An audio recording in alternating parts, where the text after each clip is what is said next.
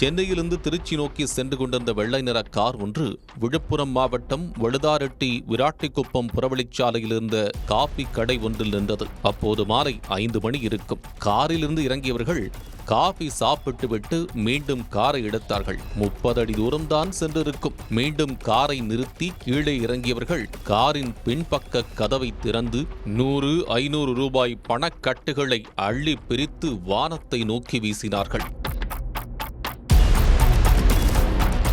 தூரத்திலிருந்து இதை பார்த்த பொதுமக்கள் தலைதெறிக்க ஓடினார்கள்.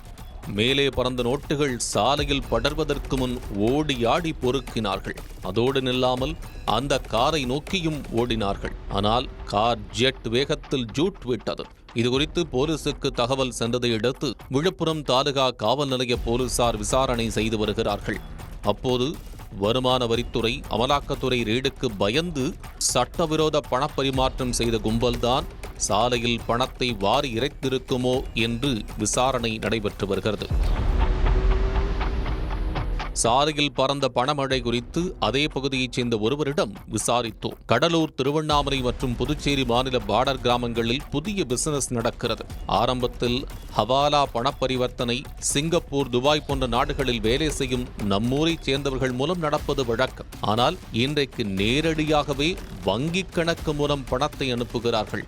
அப்படி அனுப்பும் பணம் எந்த வழியில் வந்தது, அரசாங்கத்திற்கு வருமான வரி கட்டிய பணமா என்றெல்லாம் யாருக்கும் தெரியாது.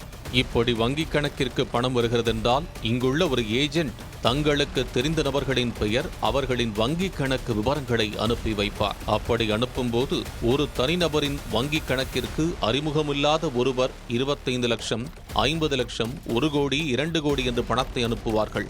இதனை அக்கவுண்ட் ஹோல்டர்கள் சம்பந்தப்பட்டவர்களுக்கு எடுத்து கொடுக்க வேண்டும். இல்லையென்றால் வேறு அக்கவுண்டிற்கு மாற்றிவிட வேண்டும். இப்படி செய்யும் இவர்களுக்கு 1 லட்சத்திற்கு 15,000 முதல் 20,000 வரை கமிஷன் கிடைக்கும் என்றவர் இதன் பின்னணியில் இருப்பவர்கள் பற்றியும் விவரித்தார்.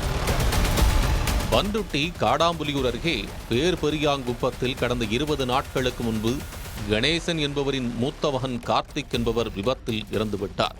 போஸ்ட்மார்டம் செய்த அவரது உடலை சுடுகாட்டிற்கு எடுத்துச் செல்ல ஆயத்தமானார்கள்.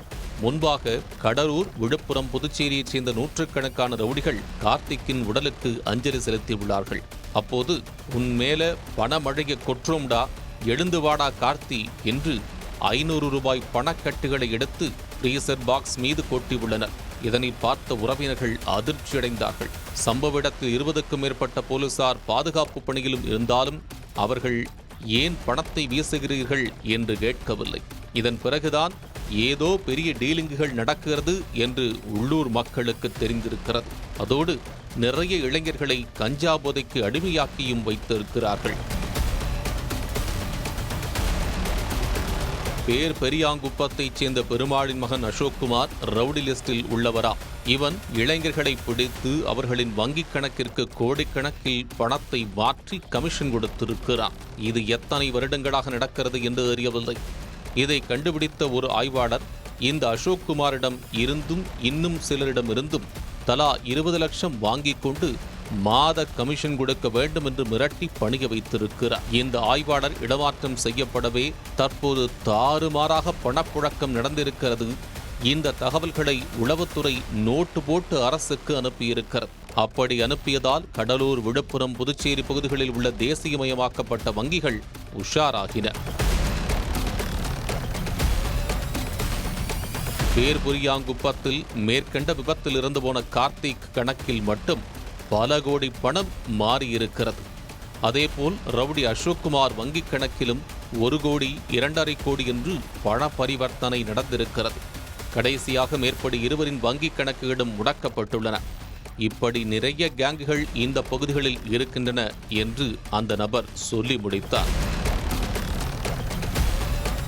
இதுகுறித்து நாம் விழுப்புரம் மாவட்ட காவல் கண்காணிப்பாளர் சரவணனின் கவனத்துக்கு கொண்டு சென்றதோடு கடலூர் மாவட்ட எஸ்பி ஜெயக்குமாரிடம் பேசினோம்.